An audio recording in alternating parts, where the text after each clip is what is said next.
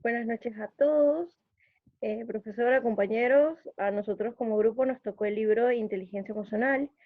Eh, Nosotros acá en el grupo está integrado por Eric Muñoz, Ana Caballero, Marley Aguilar, Listet González y yo, Mónica González. Para comenzar es necesario ya aclarar por qué la inteligencia académica tiene poco que ver con lo que es la inteligencia emocional. Eh, si bien es cierto, no existe una correlación estadísticamente hablando sobre el IQ y lo que es nuestro bienestar emocional como persona. Si bien es cierto que las personas que poseen un IQ elevado pueden tener un auténtico genio o un, como quien dice, mayor sentimiento humano, esto no quiere decir que el IQ sea una medida completamente inservible, porque quizás alguien no tenga buenas calificaciones en la matemática o en la ciencia, no debe aspirar a ser algo profesional como un químico o un físico, porque sin embargo podría ser bueno en otras cosas como en el arte o en la música. Siguiente, por favor. Cuando hablamos del cerebro emocional, en este capítulo 1 del libro, nos relata más lo que sucedió en el caso de una familia, de la familia Chauncey, que viajaba en un tren anfibio, y esta familia, los padres salvaron a la hija, y los padres lamentablemente fallecieron, pero la hija quedó con una parálisis cerebral y en silla de ruedas.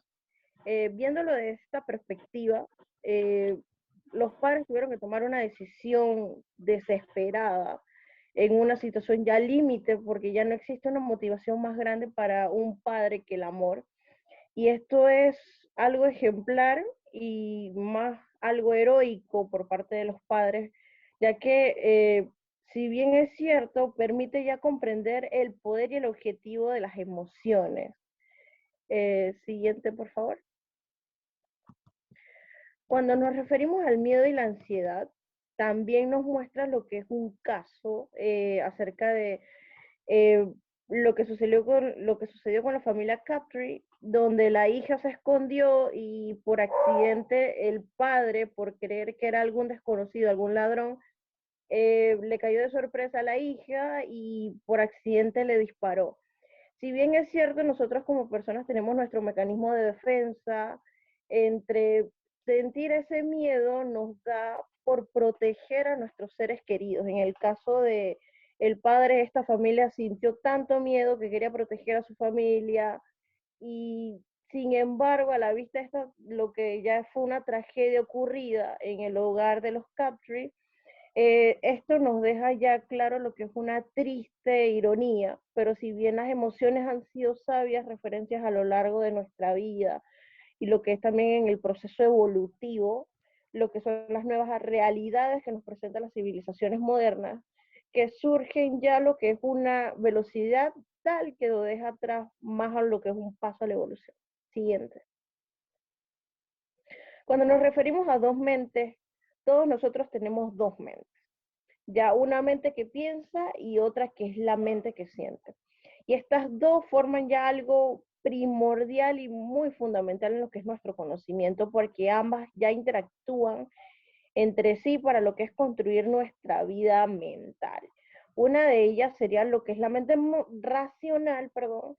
Esta ya sería más lo que es la modalidad de comprender lo que nosotros hacemos conscientemente, tener algo como que nuestro pensamiento, tenerlo más despierto, ser más capaz de ponderar y de reflexionar sobre nuestras acciones. Y el otro conocimiento sería algo más impulsivo y más poderoso, aunque a veces puede llegar a ser como que algo ilógico. Esto ya sería lo que es la mente emocional. Ahora, a continuación, mi compañero Eric. Ok, cuando la cognición no basta. Goldman, en este capítulo, empieza con una frase que dice, cuando el listo es tonto. Él esta frase la explica en una situación en donde un estudiante apuñala a su profesor en Florida. Él explica la situación en donde este estudiante es uno de los más honorables, de los 10 más honorables, está en el top 10. Y pues al profesor de física lo fracasó y obviamente él no iba a tener las mismas posibilidades para poder entrar a las grandes universidades que él quería, por lo cual se puso muy enojado, fue a hablar con el profesor y en la discusión terminó apuñalándolo. Ahora, ¿cómo una persona que supuestamente es lista puede hacer algo tan incoherente? Hay muchos elementos, a excepción del coeficiente intelectual, que refleja el éxito de una persona.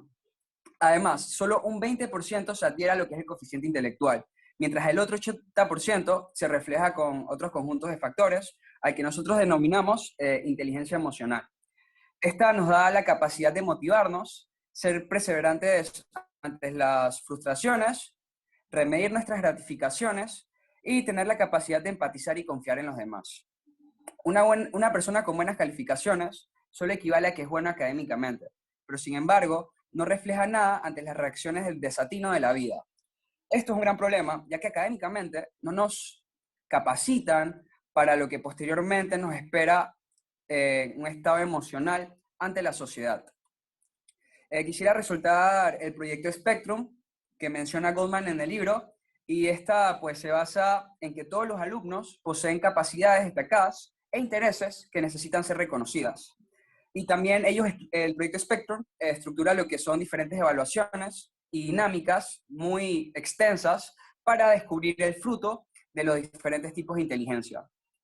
Este proyecto se basa en el amplio abanico diseñado por Gartner, en que propone una evaluación más allá de lo que es nuestra educación tradicional, que se basa en lo que es la escritura, el lenguaje y el cálculo. Pues este abanico primero se basó en cuatro inteligencias y después se expandió mucho más. Y estas cuatro se basan en lo que es la inteligencia académica, como mencioné anteriormente, la capacidad espacial, el talento kinestésico, la inteligencia interpersonal y la inteligencia intrapsíquica. Sin embargo, estas descripciones que Gardner señala de la inteligencia personal se dirigen hacia el elemento cognitivo del sentimiento. Y ahora, ¿cómo podemos tratar de reconocer nuestras emociones sin que éstas nos dominen? Pues Goldman explica lo que... disculpa, ¿puedes pasarla?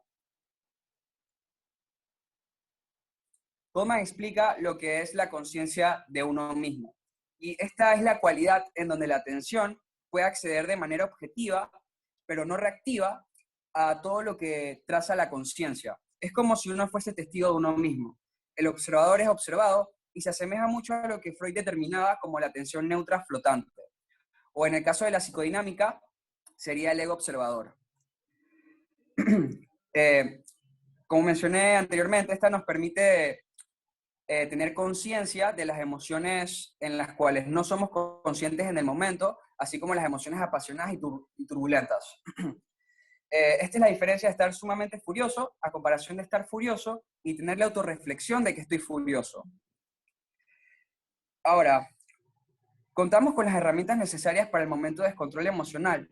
Pues probablemente controlar una emoción sea algo complicado. Sin embargo, en algo que podemos tener control es el tiempo activo de la emoción y evitar que ésta se manifieste de una manera excesiva e inadecuadamente, lo cual futuramente puede generar una depresión o una ansiedad crónica.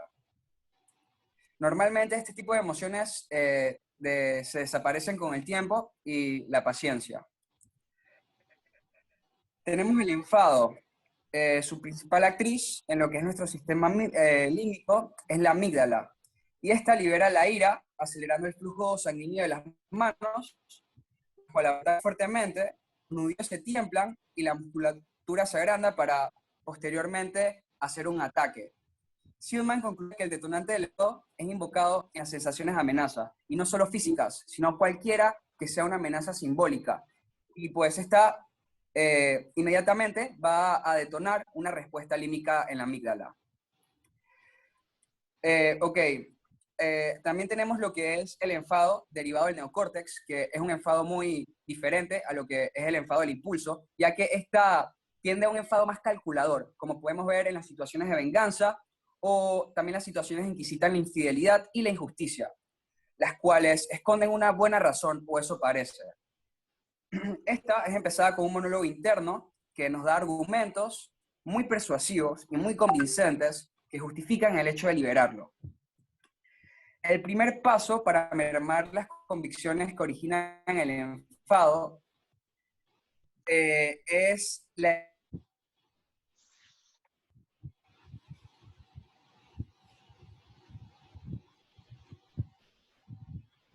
Se fue. ¿Qué pasó?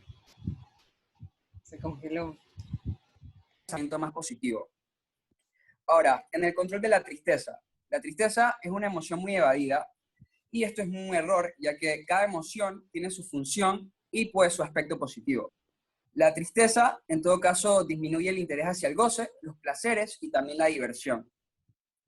Esta fija la atención en aquello que hemos perdido y lo que es irrecuperable, y hacemos una pausa de nuestras vidas cotidianas para poder asimilar así la pérdida y recuperarnos para un nuevo inicio. Ahora, la tristeza es útil, pero la depresión no lo es. Se menciona que una solución para prevenir la depresión subclínica es la actividad social y compartir con nuestros familiares. Otras investigaciones señalan también que la terapia cognitiva tiene el objetivo de modificar el pensamiento y pues esta se despliega en dos estrategias. Nos enseña a afrontar nuestros pensamientos ocultos en el núcleo obsesivo de estos para posteriormente cuestionar su validez, y también consiste en establecer un programa de actividades agradables en que ayudan a la persona a salir de la tristeza. Gracias. Bien, hola, yo les voy a hablar un poco sobre lo que es la inteligencia emocional aplicada. Aplicada puede ser en lo que es las instituciones sociales, en la sociedad en sí. Eh, Según algunos estudios, el aumento, específicamente hablando de los matrimonios, el aumento de los divorcios no específicamente envuelve las demostraciones de inteligencia emocional, sino que más bien envuelve las presiones sociales que no se veían tanto antes, no tanto como ahora. Sin embargo, no se puede dejar a un lado el hecho de que muchos de estos problemas matrimoniales tienen que ver con intercambios emocionales. Por ejemplo, me enojé por algo y no he sabido cómo decirlo y exploto y en un punto no sé cómo arreglar las cosas y lo que hago es empeorarlas. Y hago que la otra persona se comporte de manera más agresiva de la que debería. Quiere decir que puede ser que no se expongan las emociones y los sentimientos en la pareja o se haga de una manera incorrecta. Es decir, mientras uno controle sus emociones, no va a lograr controlar mejor dicho, manejarlas de la pareja. Otra cosa que tiene que ver mucho con lo de la tendencia en los matrimonios fallidos es cómo nos lo representan cuando somos niños. Por ejemplo, las mujeres cocinan, limpian la casa, mantienen al esposo feliz. Sí, en los 50, en los 60. Pero no se puede crear a un hijo para vivir en el tiempo en el que estamos, sino se cría para que viva en el futuro. Entonces, uno crece con la idea de que es una relación y cuando se está en una, pues se pierda o se confunde la idea o la creencia que tenemos no es lo que realmente estamos viviendo. Y perdemos entonces el control de cómo expresar o cómo manejar los desacuerdos. Todo se empieza a tergiversar y lo que se habla pues ya no se distingue y ahí es donde se pierde la comunicación. Entonces, por ejemplo, en el libro hay una parte bien interesante que habla que incluso yendo a terapia se pierde la idea o se tiene una idea errónea de lo que significa ir a terapia o a tratar de arreglar las cosas. Se va pensando en que, bueno, es para mantener el compromiso y normalmente lo que se necesita es entender y manejar cómo yo me siento y cómo le expreso a la otra persona qué es lo que quiero y qué es lo que necesito. Esa sería realmente la principal meta. Otra parte muy interesante habla sobre las conversaciones paralelas que tenemos. Y ojo que no realmente es solamente, no solo con la pareja, esto es con cualquier persona, con un amigo, con un compañero de trabajo, de escuela, lo que sea. Estas conversaciones paralelas no tienen congruencia en lo que se dice, no tiene congruencia en lo que se dice o lo que se piensa. Es como una interpretación. Y el ejemplo del libro, por ejemplo, que dice que el esposo le dice a la esposa, ¿no crees que los niños deberían quedarse quietos? Lo que en realidad quiere decir es que eres muy permisiva con los niños. Entonces, como una interacción pasivo-agresiva ahí, te lo digo de manera bonita, pero en realidad te estoy criticando, te estoy juzgando sin que te des cuenta. La próxima, porfa. Gracias. Hay un término bien importante que quiero desarrollar, que es el desbordamiento. Eh, Se trata de decaimiento emocional, diría yo. Pasa cuando la pareja se llena de tantas emociones negativas que las contagia y uno se queda hundido como en ese hoyo de negativismo. Todo esto que entonces crea sentimientos y emociones negativas de las cuales pues después no es fácil salir. Como habla aquí, como dice la diapositiva, habla sobre un hecho bien interesante, que es la vulnerabilidad de los hombres, que tienen a ser el sexo débil en cuanto a manejo de emociones. Y por otro lado, las mujeres se nos hace un poco más fácil porque es como que, bien, pasó una discusión, ya puedo seguir con mi vida y los hombres de repente se ven un poco más afectados porque no saben, desde pequeños se les ha enseñado de repente un poco del machismo, de que los niños no lloran, por decir algo así. Entonces, ahí tenemos nosotras la ventaja de que se nos hace un poco más fácil expresarnos y controlar nuestras emociones. Em, Al final, pues no todas las peleas o todos los confrontamientos que se dan emocionales son malos. También te dan la oportunidad de que, bueno, estamos discutiendo sobre algo y yo de repente estoy tratando de manejar tus sentimientos, tú estás un poco más alterado, pero eso me da la oportunidad de que, por ejemplo, yo puedo ser un poco más empático, bajar la voz y darte la oportunidad de que tú te expreses y de repente al darte yo la oportunidad de que tú te expreses, tú puedes también bajarle un poco el volumen a las cosas y darte cuenta de que, bueno, si esa persona me está hablando de esa manera, yo también me puedo expresar así. O sea, como que la persona te sigue el ejemplo, por decirlo así. Eh, y una herramienta, pues para terminar, herramienta muy útil que podemos usar es que podemos hablarnos a nosotros mismos. Personalmente yo hago mucho eso, de hablarme a mí misma, mirarme en un espejo y decirme que, bueno, tú puedes lidiar con esta emoción, no tienes que reventar. Eh, Busca desde adentro cómo manejarte a ti misma y llega a un nivel de calma en el que al estar, o sea, yo en un nivel de calma pueda expresarlo y pueda contagiarle a la otra persona ese mismo nivel. La dejo con mi compañera.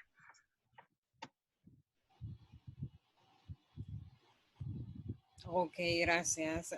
A mí me tocó la cuarta parte del libro que habla sobre una puerta abierta a la oportunidad.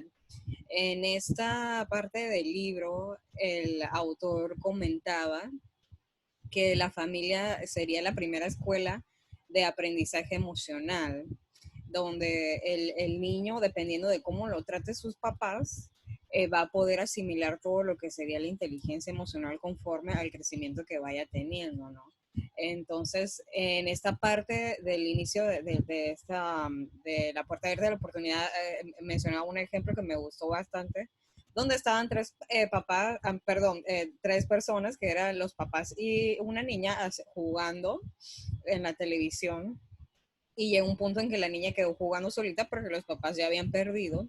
Entonces los papás ya venían como con una carga de que querían ganar el juego y empezaron a presionar a la niña, como dándole muchas direcciones, gritándole, y llegó un punto en que la niña no entendía por qué los papás se emocionaban tanto, y llegó un punto en que la niña como que se bloqueó y no pudo seguir jugando porque no entendía cómo sus papás podían reaccionar así por un simple juego, ¿no? Entonces, este ejemplo da a entender en que dependiendo del tipo de inteligencia emocional que tengan los papás, un niño puede tener ese desarrollo de la inteligencia emocional o si no lo puede tener desarrollado para que en el futuro lo pueda reflejar también con la familia que viene, ¿no? De la siguiente generación. Entonces aquí habla mucho sobre que por la parte de los papás que no lograron desarrollar esto, está muy recalcado en donde dice que este tipo de padres tienden a ignorar lo que son los sentimientos de los hijos. También pueden llegar a consentir mucho a los hijos. Por ejemplo, si el hijo se siente mal emocionalmente, tratan de recompensarlo con otra cosa. Por ejemplo, le dicen, mira, ya no llores, te voy a dar este dulce y ya te calmas, y con eso bloquean la emoción y no dejan que asimile la emoción, y eso hace que tengan un mal desarrollo de su inteligencia emocional, ¿no? Entonces, también hay otro tipo de padres que no muestran respeto por los sentimientos del niño, y cuando el niño dice me siento mal, me siento enojado, minimizan o critican, e incluso pueden llegar a castigar al niño por estas reacciones que tiene. Entonces, También está la otra parte en que están los papás que sí pueden desarrollar bien esto y ayudan a que el niño comprenda qué es lo que le está pasando. Un ejemplo de esto salía ahí que, por ejemplo, el niño estaba llorando porque se le dañó un juguete y la mamá le explicaba, oye, entiendo que estás molesto porque se te dañó el juguete, ven que yo te voy a ayudar a arreglarlo. Entonces, en vez de bloquear lo que el niño sentía, la mamá la ayudaba a que pudiera asimilar lo que estaba pasando y cómo resolverlo de acuerdo a lo que el niño estaba teniendo en la parte de los sentimientos, ¿no? Entonces, básicamente esto sería el capítulo 14, que habla de que la familia es la base de la inteligencia emocional de los niños y habla de que el aprendizaje de las habilidades emocionales comienza desde la cuna, básicamente, ¿no? Cómo lo va manejando la madre conforme el niño va naciendo. Entonces, para continuar, también hay una parte donde habla de la violencia, la extinción de la empatía, donde habla sobre los traumas y el reaprendizaje emocional, que esto ya sería en la parte del capítulo 13. Los niños pueden tener diferentes tipos de impresiones conforme van creciendo, que serían como el horror, el miedo, la angustia. Este tipo de sentimientos, si no se tratan correctamente, puede permanecer de por vida, ¿no? Entonces, debido a estas impresiones, a veces los tratan solamente con un tipo de métodos que no causan este tipo de desarrollo de inteligencia y se van en lo que sean medicamentos o cosas que lo bloqueen, cuando en realidad como padres debemos ser conscientes de que debemos ayudar al niño, de que debe de tener un mejor manejo de sus emociones para que no sientan que los niños no saben cómo no ser empáticos o tienden a ser agresivos por causa de esta falta de inteligencia emocional, ¿no? Entonces, ya en la parte del trauma y la reeducación emocional, Goldman mencionaba que es importante que los niños que no tienen esta actitud emocional tienen que trabajarse para que puedan evitar problemas antisociales, ansiedad, depresión, también problemas de que sientan que tienen falta de atención o pensamientos violentos o que vayan en su crecimiento a una tendencia a la delincuencia. Entonces, menciona en esta última parte que un tratamiento muy efectivo sería la psicoterapia, en donde por medio de la psicoterapia van a ir por pasos para que el niño pueda ir aprendiendo junto con la familia a poder modificar la inteligencia emocional para que el niño pueda crecer correctamente en esta parte y también los papás puedan modificar lo que ya tenían y reaprender cómo poder manejarlo todo en familia. Entonces, ya pasaría mi compañera Marladies al siguiente tema. Gracias. Buenas noches, soy Marley Aguilar y hoy voy a estar hablando pues de la alfabetización emocional. Como vemos, pues el autor Goleman hacía mucho énfasis en lo que era la infancia y sobre todo la familia, cómo involucraban pues las conductas y las emociones directamente. En este capítulo pues vamos a estar hablando del coste del analfabetismo emocional, la delincuencia infantil y juvenil. Un dato muy importante es que Goldman nos hacía mucho énfasis en que muchas veces el mercado mundial, buscando abaratar muchos costes, influía o hacía mella directamente en la familia. ¿En qué sentido? De que muchas veces, pues, podemos poner un ejemplo claro, nos pasa aquí en nuestra ciudad, en nuestro país, que muchos padres y madres, por depender directamente del trabajo, salen muy temprano de sus hogares y regresan muy tarde, haciendo pues esa brecha en lo que sería el grupo primario de apoyo, que comprendemos que es el círculo familiar. Como dice aquí, pues la marginación y los problemas sociales, junto con la ansiedad y la depresión, son las mayores causas de la falta de manejo de emociones y la violencia juvenil. Es por esto que Goldman en esta parte del libro hablaba que gran parte de la necesidad que hay es poder contar con servicios públicos que hagan mucho énfasis en la prevención.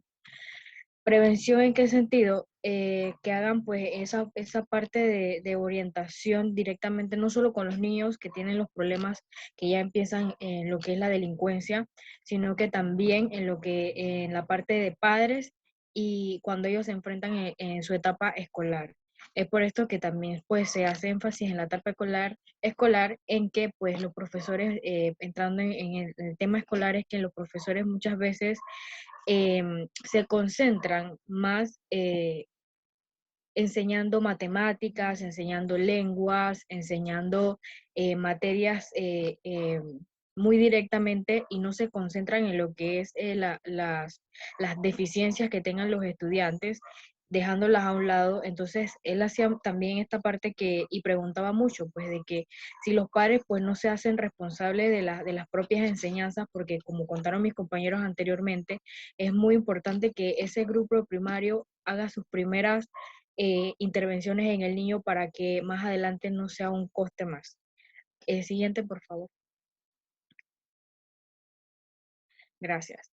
Entonces aquí donde entra la parte de cuando no podemos controlar la agresividad.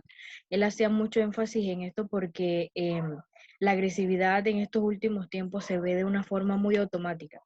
Para las situaciones que se nos enfrentan día a día, comprendemos y vemos la agresividad y pongo ejemplos como de golpes, como de burlas. Es más fácil para nosotros poder tener la agresividad de forma automática que buscar otra resolución a los problemas que nos beneficien a a nuestra emoción y sobre todo en nuestra conducta.